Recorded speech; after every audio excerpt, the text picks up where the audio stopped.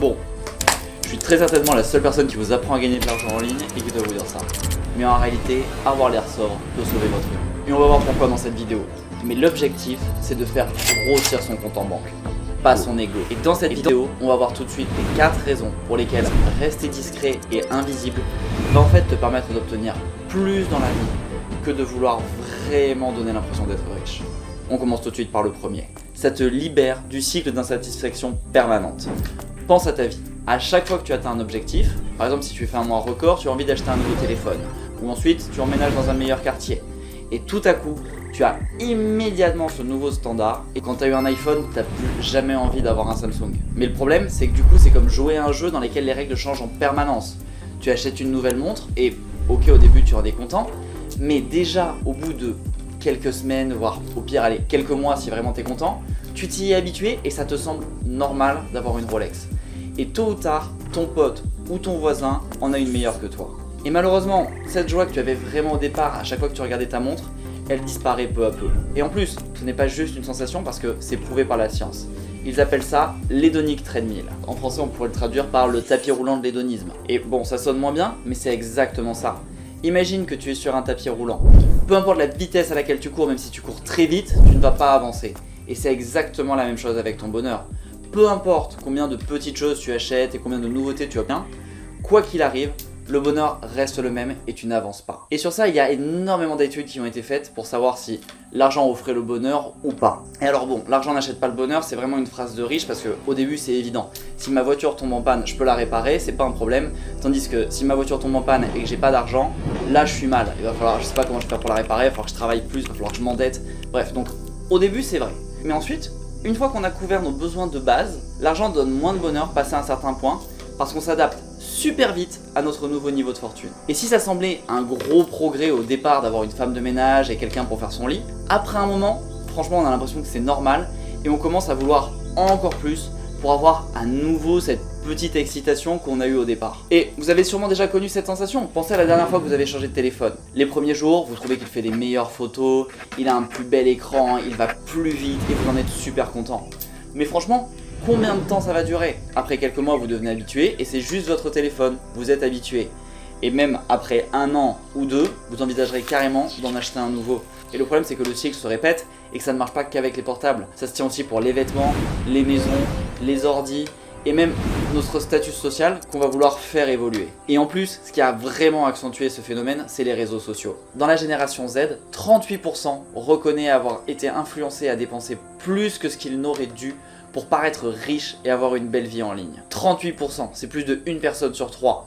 Donc, en choisissant de descendre de ce tapis roulant, vous pouvez juste dire que vous ne participez pas à ça. Et ensuite, vous êtes libre d'aller où vous voulez, et c'est le point numéro 2. Numéro 2, acheter pour paraître riche nous fait perdre une partie de notre liberté. Pour moi, le truc le plus important, le principal, c'est la liberté. Et vous ne vous en rendez peut-être pas compte, mais à chaque fois que vous achetez un objet, vous perdez en liberté. Par exemple, pendant des années, j'ai pas acheté de drone parce que je voulais pas avoir à mettre un objet en plus dans mon sac quand je voyage. Et j'ai fini par craquer seulement le jour où ils ont vraiment commencé à vendre un drone minuscule qui pouvait rentrer partout. Mais en plus, en vrai, je le prends pas à chaque fois. Par exemple, là ici, je l'ai pas parce que ça alourdit mon sac et ça me rend moins libre. Et ça, franchement, c'est un petit exemple, mais ce qu'on a une immense tendance à faire, surtout avec les gens qui débutent, c'est d'allouer une grosse partie de leur économie dans une voiture, une maison. Et ça, franchement, la voiture, c'est le pire achat possible. Déjà, l'entretien d'une voiture plus chère coûte beaucoup plus cher. Ça a été prouvé. Entretenir une Mercedes coûte énormément plus cher qu'entretenir une Renault. Mais en plus, maintenant, vous êtes obligé de bosser pour votre voiture. Que ce soit pour rembourser son leasing ou pour devoir refaire vos économies. Parce que si vous n'avez plus vos économies, vous ne pouvez plus vous permettre de quitter votre job et de prendre 6 mois pour lancer votre projet. Ou alors vous ne pouvez plus non plus partir en vacances demain, et vous ne pouvez plus non plus investir dans une équipe ou de la publicité pour que votre entreprise puisse progresser plus rapidement. Et en plus, si vous voulez essayer de partir et d'aller vivre 6 mois à l'étranger pour voir si ça vous plaît, découvrir ce que ça fait de ne pas payer de taxes, vous allez faire quoi de votre voiture?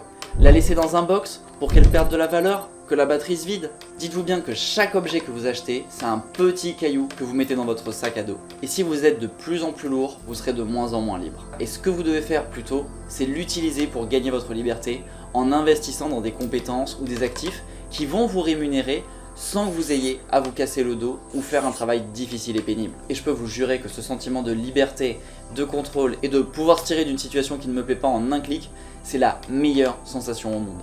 Que le plus important, c'est de recevoir de l'argent, investir pour être libre, que ce soit en investissant dans une compétence ou en créant un système, ou en achetant un appart pour le louer. Et à mon avis, c'est ça qui amène au bonheur, de pouvoir vraiment passer sa journée sans stress, sans rien faire, en dépensant à peu près ce qu'on veut, sans devoir travailler et transpirer pour son travail. Parce qu'en plus, en réalité, quand tu atteins ce niveau, personne ne peut vraiment te faire chier. Par exemple, bon, ça m'arrive pas si souvent en vrai, mais de temps en temps, comme tous mes produits sont satisfaits ou remboursés, j'ai des clients qui demandent le remboursement. Mais s'il n'est pas content, je le rembourse, il dégage et j'en entendrai plus jamais parler de lui. Et je préfère 100 fois faire ça plutôt que d'essayer d'aller cacher les mauvais avis pour arnaquer le client suivant. Je suis pas en mode survie, j'ai pas besoin de son argent pour payer le crédit de ma lambeau le mois suivant. Faire ça, ça te met en mode de survie, c'est hyper mauvais et c'est le point suivant. Numéro 3, sortir du mode survie. Aujourd'hui, en France, une immense partie de la population adulte se trouve dans une situation financièrement stressante. Sauf que la plupart des gens, quand ils reçoivent une prime ou un bonus, ils décident d'en mettre une partie de côté pour acheter une voiture un peu mieux. Mais ensuite, il y a un effet domino. Parce qu'en réalité, il ne suffit jamais de pouvoir acheter l'objet une fois. Ensuite, vous en devenez dépendant et vous devez l'entretenir. Et c'est un boulet de plus qui va vous maintenir dans le mode survie. Et en réalité, plus vous arrivez à maintenir l'écart important entre vos revenus et ce que vous dépensez, plus vous êtes tranquille et vous vous sentez serein. Vous pouvez prendre des risques ou juste partir voyager pendant des années pour profiter de votre jeunesse. Vous pouvez faire ce que vous voulez et vous n'avez pas besoin de bosser. Et honnêtement, si vous décidez de dépenser l'argent que vous gagnez avec votre travail dans le leasing d'une voiture un peu trop chère pour montrer à vos voisins et à vos amis que vous pouvez en avoir une, c'est stupide et ça ne fonctionne pas. C'est d'ailleurs le point suivant. Numéro 3, Louis Vuitton, Gucci, Mercedes, ce sont les achats les plus stupides que vous pouvez faire. Et alors ça, je pense que c'est une erreur que j'ai jamais vraiment faite parce que ma mère faisait des énormes efforts pour que je sois dans le meilleur lycée de la ville. Et du coup, j'avais des potes vraiment riches, des vraiment old money avant que ça arrive. Genre des dizaines de châteaux à Bordeaux, des terrains sur la plage offerts par des empereurs français à l'époque, bref. C'était un délire vraiment n'importe quoi. Mais du coup, leur famille, eux, étaient vraiment très très riches et je les ai jamais vus être flashy. Ils n'ont jamais flex. Et du coup, j'ai toujours su qu'un pull Gucci avec un gros logo, c'était une preuve de mauvais goût déjà, mais surtout, ça montre une seule chose, c'est que tu n'as pas d'argent. Je m'explique. Si tu achètes un pull Gucci, les chaussures Loro ou un jogging Palm Angel, ce n'est ni parce que tu aimes la mode, ni parce que tu apprécies le savoir-faire et la belle qualité. Il n'y a aucun savoir-faire derrière un hoodie Balenciaga. Et si on est honnête, tu n'as pas non plus loué un classe G à Dubaï parce que tu es fan d'automobile. Tu l'as juste fait pour montrer que tu avais les moyens, et ça va peut-être épater trois bouffons. Mais les gens qui ont vraiment de l'argent, quand ils vont te voir dans cette caisse avec ce pull, ils ne vont pas se dire « Waouh, quel entrepreneur de génie, il a sûrement créé une entreprise robuste et il est super smart ». Ils vont se dire que vraisemblablement tu ne l'as pas dépensé pour te former, pour progresser, pour améliorer ton business et t'éduquer, parce que sinon tu n'aurais jamais acheté ça. Donc les gens qui vont te voir dans cette caisse avec ce pull, ils vont se dire que tu l'as eu grâce à un business louche ou grâce à tes parents, et ils vont même se dire que tes parents ne sont ni vraiment éduqués ni vraiment fortunés, sinon ils t'auraient appris à rester discret et low profile. Donc le flex ne va même pas fonctionner. Et les vrais riches, ils veulent rester discrets et low profile pour une raison, c'est le point numéro 4, il faut rester ultra low profile. Et attention, parce que ces derniers temps, il y a toute cette mode du old money qui consiste à faire croire qu'on est riche en s'habillant avec des chemises Massimo Dutti. Mais le truc, c'est que la plupart des gens n'ont vraiment pas compris de quoi il s'agit. Ils mettent des chemises, des pulls autour des épaules et des copies de l'Europiana pour faire croire qu'ils appartiennent à un monde auquel ils n'appartiennent pas. Et ça se voit parce qu'une fois de plus, ils essaient de se rendre voyants, alors que le but du jeu, c'est d'être invisible. Parce que c'est là qu'est la liberté, et les riches l'ont bien compris. Et par exemple, moi, mon kiff, c'est de voyager avec juste un sac Longchamp, et j'ai tenu des années avec ce bagage cabine. Il a fait du scooter, du bateau, il a pris des jets, il a pris des avions perdus au fin fond de l'Indonésie. Bref, ce sac, il a eu une grosse vie. Mais la raison pour laquelle j'aime ce sac, c'est surtout parce que je peux le laisser sur un scooter et que personne ne va le remarquer. Mais contrairement à un vilain backpack, il va aussi me permettre d'entrer dans les hôtels 5 étoiles en étant parfaitement accueilli. Tandis que par exemple, j'ai aussi une valise Rimowa. Mais la vérité, c'est qu'on peut pas la promener sur un scooter ou sur un bateau, c'est pas pratique. Du coup, je peux pas l'avoir tout le temps, et au final elle est dans un box à Dubaï et elle me sert à rien. Et après je vous parle même pas d'un sac Vuitton qui va servir à rien à part vous faire remarquer, qui va surtout attirer l'attention de mauvaises personnes. Parce que si vous avez un sac Vuitton ou un pull Gucci, ce que vous mettez en avant, c'est la vulgarité et l'argent. Donc vous allez attirer des personnes qui veulent de l'argent à tout prix pour le flex. Et honnêtement, c'est pas les personnes avec lesquelles vous voulez traîner. Vous ne les voulez pas comme associés, puisqu'une personne vulgaire intéressée par l'argent, tôt ou tard, elle va vous niquer pour prendre son billet. Mais j'irai plus loin parce que cette personne, vous ne la voulez pas non plus comme client. Parce qu'ils vont être là à radasser chaque euro, ils vont demander des prix, ils vont négocier, ils vont investir le moins possible dans leur employé pour garder le plus d'argent pour eux, et ils réussiront jamais. Donc c'est pour ça que je comprends pas trop les influenceurs qui flexent en montrant de l'argent, parce qu'on ne veut pas ces clients. Et alors le point final, c'est que vous ne voulez certainement pas le faire pour attirer une meuf. Et si pour la séduire, vous avez dépensé des bouteilles en boîte avec votre pull Gucci, c'est qu'elle recherche ce genre de mec qui dépense archi connement. Et donc, c'est normal que vous attiriez des personnes intéressées. Elle trouve que vous êtes une bonne personne, quelqu'un avec qui elle a envie de passer du temps, parce que vous dépensez de façon stupide.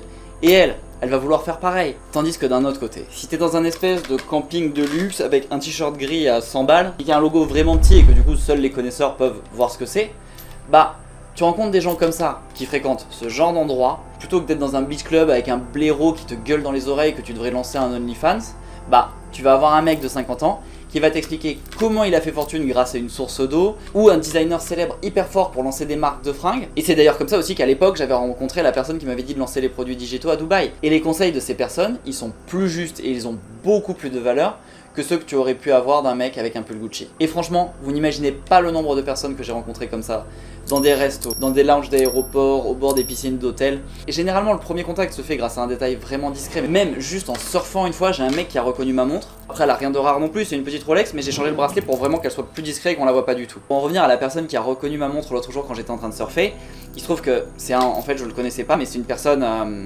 extrêmement riche, qui a extrêmement bien réussi, qui est assez connu dans son pays. Mais du coup, je renvoie l'image d'un mec qui est là en train de surfer, qui bronze gentiment, qui a pas une planche de ouf, mais qui surfe quand même avec ses bracelets et sa montre parce qu'il aime avoir des jolis objets. Ça n'a rien à voir avec l'image que renvoie un mec qui claque des bouteilles en boîte. Donc les gens très très riches, en vrai, ils écrasent sur leur lifestyle, ils montrent pas les jets privés, ils font acheter leur appart par des sociétés à l'étranger et ils ne se montrent pas parce qu'ils veulent éviter les contrôles fiscaux et la jalousie.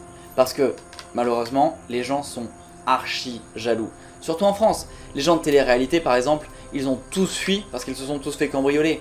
Le pauvre Inoxtag qui ne montre même pas tant que ça sa richesse, je pense par rapport à tout ce qu'il gagne, à mon avis c'est monstrueux. Mais des gens vont essayer de kidnapper ses parents et toutes ces personnes, elles ont eu des problèmes uniquement parce que leurs fortunes ont été communiquées. Donc vraiment, restez discret pour éviter tous ces problèmes. Si vous avez une question aussi, n'hésitez pas, il y a toujours mon Instagram, vous pouvez scanner ce code et m'envoyer une question, je réponds à tous les messages. Pour être vraiment libre, l'un des points les plus importants, c'est que vous ayez un bon business que vous pouvez faire en ligne. Et pour ça, j'ai fait 7 vidéos dans laquelle je les compare tous. Et pour chacun, je vous dis les avantages, les inconvénients. Donc je vous invite à aller regarder cette vidéo. Et vous pouvez aussi vous abonner à la chaîne parce que ça sert à gonfler mon ego.